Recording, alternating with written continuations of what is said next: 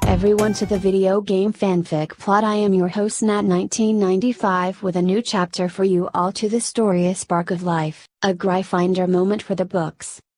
All I wanted out of life was for it to be quiet and to be surrounded by people that didn't think that I was a freak or a weapon that's only purpose was to save them from the big bad. I finally found part of my family that didn't seem to hate me on sight, and now I'm part of a war between giant robots called Cybertronians over a cube that had the ability to bring life to their kind. Neville had once told me that if something odd or unusual was going to happen, he knew that it was going to have me somewhere at the center of it. Even at Hogwarts, where people turned desks into pigs and made things float, I am an oddity and managed to do something impossible every year. It was incredibly awkward to run behind Bumblebee as Sam led the Autobot through the winding halls of the dam until we reached the room with the Allspark at the center, and Bumblebee stood in the large doorway almost as if in shock as he stared at the cube. He looked timid as he slowly advanced and gently laid his hands on the cube and started to make a faint humming noise in the back of his throat as the cube glowed in time and started to fold in on itself. It was awe-inspiring to see the gigantic cube folding down until it was more than small enough to fit in Sam's hands as he took it from B, and a plan was formed on the fly. We were going to take the cube to Mission City and rendezvous with a military extraction team to get the cube somewhere safe. You do realize that we will be leading them right into the middle of a highly populated city with lots of buildings to damage and people to get in the way, right? The soldiers looked to me with a considering look while Simmons looked constipated, probably his normal look. We don't have much of a choice. There aren't any natural landmarks that we could give as a guidepost for the pilots, and the city will at least provide some cover if worst comes to worst. Will seem to reassess me as he actually answered the question without making it seem like I was just a child. Definitely A+. Sam and Michaela rode in the front two seats of the newly transformed Bee while I got relegated to the task of making sure that the Allspark didn't go anywhere by holding it on my lap while our convoy burned rubber. Unfortunately, Megatron woke up soon after we left and the other Decepticons weren't far behind us. We made it about halfway to Mission City when we crossed paths with the rest of the Autobots in their alt forms, and they squealed tires as they all pulled simultaneous U-turns to follow us. I can admit that I was surprised at the speed that the one called Optimus Prime transformed to take care of the closest trailing Decepticon while we continued to speed our way toward Mission City. Every time that we hit a bump on the road, the Allspark bounced slightly in my lap and I felt a jolt of energy pass through my body, making the little hairs on the back of my neck stand on end. As we entered Mission City and pulled to a stop in the middle, we were all pretty much ejected from Bumblebee as he and the others that were with us transformed and started scouring the area while the soldiers set off some kind of smoke and used some of the oldest looking radios that I had ever seen to get a hold of someone. I stumbled forward slightly with the Allspark clutched to my chest and looked to the sky to see a jet flying way too close to the buildings to be normal. I don't know how I knew that it wasn't human, but I knew that it had to be one of the Decepticons. I don't know what bout of craziness took me over, but I took off running without a second thought, ignoring the shouts from behind me and the jet thrusters going off above my head as I sped towards the tallest building I could see. I knew that if I could get high enough I would be able to get away, even if it meant that I would have to operate as far as I could see to do it. I might even make it to Judy's house even if I leave a bit of myself behind. I'd never operated before purposely, but I can still remember how my magic felt, and it's the only option that would hopefully keep casualties to a minimum. Megatron's POV. For hundreds of years I have silently cursed whatever bout of irrationality that led me over the Arctic Circle of this tiny little planet. The moment I passed over the pole, my systems suffered a massive power outage that left me in suspended animation under layers of frozen water. I was stuck awake without the ability to move a circuit while the world above me changed and my lead over Optimus grew ever shorter. I had no doubt that he would eventually find the same signal that I had and would likely send one of his little Autobots to find the Allspark without disturbing the life on this rock. As the years grew longer and more boring, I found that this planet gave off a faint energy signal that almost felt like a cleaner form of energon, which was a primus, and as it allowed my systems to function without gradually losing power. Eventually I was broken out of my prison of boredom by one of the small inhabitants of this planet known as a human. He found me by accident and managed to activate my navigation systems just long enough to embed the map to the Allspark into the eye covering that he was wearing. I knew that nothing good would come of that, but there wasn't anything that I could do about that. The decades that followed were not as boring, but they were beyond frustrating. The humans managed to dig me from the tundra and keep me just cold enough to keep me from reactivating while I was transported to the very last place that I would have expected. I was transported to where the Allspark was. I was only a room away and I couldn't do anything but watch as the humans experimented with both the Allspark and me. Their ability to reverse engineer the technology that I am made of was actually rather impressive for such an inferior race. I kept my eyes on them as they gradually became more and more obsessed with the power of the Allspark, and the greed practically gained a personality of its own. Some of them were still in it to advance their race, while others only saw what they could gain from the project. Neither of these humans worried me, it was the ones that wished to find ways to destroy those of my race just in case that worried me. I was defenseless and at their mercy. It angered me that they used my own programs and hardware schematics to create weapons to harm me. When I get out of here, they will be the first ones to go. Long after the warlike humans left the area to conduct their own research, my processors hummed with renewed vigor as a new group of humans entered the room, and an energy that felt so much like the Allspark that for a moment I thought that they had brought it with them. It was then that I zeroed in on the source of the energy and found that it was the smallest human in the group. He was one of the most beautiful humans that I had ever seen, though I can admit that I haven't seen all that many in person. My processors worked well enough to view the internet.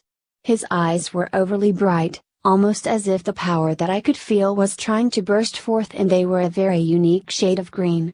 Unfortunately, the group did not stay long before they were taken to the room with the Allspark, and I could literally feel the surge of power that occurred the moment that the boy's energy clashed with the energy of the Allspark and began to merge at the edges.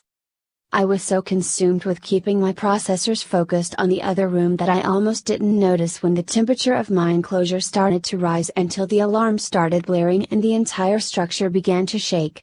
It appeared as if my troops had finally seen fit to show up. I should have never entrusted my ranks to that Starscream. The humans managed to take off with the Allspark in its smaller form before I was able to move, and I took great pleasure in squishing a few of the humans that had poked and prodded me on my way out of the dam. I made sure that Starscream was aware of his failure before I took off after the Allspark signal from enough of a distance that Optimus Prime would not pick me up, and watched as Destroyer was taken down by Prime. When the humans reached a large collection of buildings, they stopped in the middle of the road and seemed to be trying to talk to the other humans with very outdated communication equipment. Right before I was going to order Starscream to attack the humans, I noticed that the Allspark's signal was moving away from the humans, and looked down just in time to see the interesting human running toward the largest building in the area. How interesting! I knocked the annoying pint-sized Autobot off of my shoulders before following the human from above. Harry's puff. I could feel my lungs start to burn as my legs pumped without pause, and I raced towards the building. There was no way I could operate with all of these buildings around and without any idea where the hell I am, but if I can just get up there, I can at least buy a little time while they try to figure out where I went. Luckily, most of the people of the city were running in the same direction, so I didn't have to push through any crowds. I heard the rumble of jet engines getting closer as I ascended the front steps and sped up toward the stairs. The chances of making it up the building in the elevator weren't high enough for my liking. I made it about 4 flights up before the wall burst in right behind me, and I had to throw myself forward to keep from being grabbed by the hand that came through. I didn't even slow down and continued up the stairs like Fluffy was on my heels, though personally what's actually after me is much worse than a 3-headed dog with a soft spot for music. The moment that I reached the top of the building, I opened the door to the roof and came face to face with Red Optics, and the scream ripped from my throat before I could stop it, causing the Decepticon, Megatron, to rear back in shock just far enough for me to run around him and to the other side of the roof before he overcame his shock. There's nowhere for you to go now, pretty human. Why don't you just give me the Allspark and I'll think about keeping you as a pet?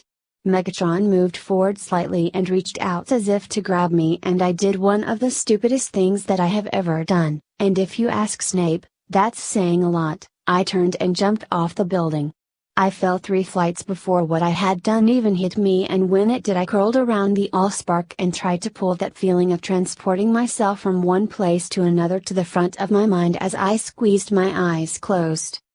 I heard the sound of Megatron roaring above me and Sam screaming as I felt a strange pulse from the allspark at the same time that my magic gave a great heave and I felt like I was being squished through a tube before I found myself kneeling on the ground in front of Sam without the allspark.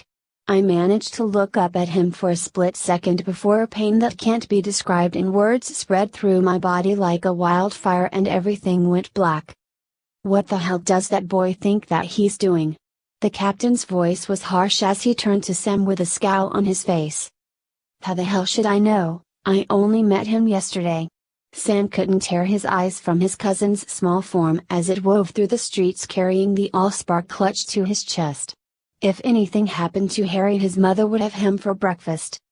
He is trying to take the attention of the enemy away from us and the bulk of the civilians. Optimus seemed to be contemplating something rather heavy. He wishes to protect us by removing the thing that the Decepticons are after. It's working too, the peons aren't attacking and it looks like Megatron has picked up the signal.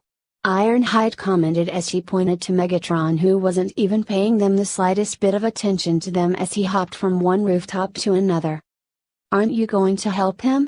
Sam's voice carried more than a little panic and he barely stopped himself from kicking the nearest Autobot, which would only damage his foot after all. The Decepticons are watching us very closely. If we make a move they do, and there are too many civilians around to risk a firefight while surrounded. We will have to hope that he has at least some idea what he is doing. You could tell by the sound of his voice that Optimus was anything but happy about what was going on. They all watched as Harry reached the tallest building in the area and managed to ascend it, even with Megatron trying to grab him from the outside only to get cornered on the roof. Now would be a really good time for him to come up with a brilliant escape plan. Epps laughed nervously only a moment before Harry jumped off of the roof, and Sam couldn't hold in his scream as he watched his cousin free fall from a height that no one could survive from. Sam watched in horror as his cousin wrapped around the allspark before he disappeared mid-air, and Sam almost fell over in shock when Harry appeared right in front of him. He locked eyes with his newly found cousin for a moment before his cousin fell to the side unconscious and he realized that the allspark wasn't with him. Decepticons, pull back.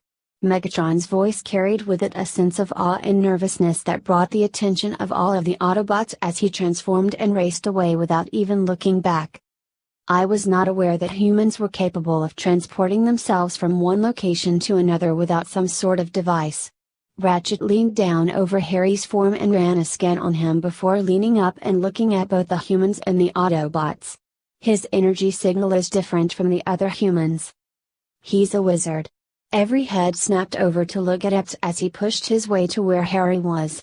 My cousin works for the Ministry of Magic in England and I've seen him do that before. It's called Operation Magic, and wizards are listed as myths on the internet. Optimus' voice shows that he was highly confused and that it was not a feeling that he was used to. Yeah, well, people without magic have a history of not taking people with it very well, so they hid themselves away so they wouldn't have to worry about getting smothered in their sleep or burned at the stake. Epps rubbed the back of his head and looked at the ground as everyone stared at him like he just grew another head. Michaela was the one that broke the silence. Well, after meeting a group of alien robots and finding out that the government was hiding the existence of a frozen alien and the creator of the alien race in the Hoover Dam, this really isn't that much of a stretch. Well, that's the ending of that chapter. I do hope you enjoy this video. If you like to see more, remember to hit that like button, subscribe to this channel and leave a comment down below. Until next time.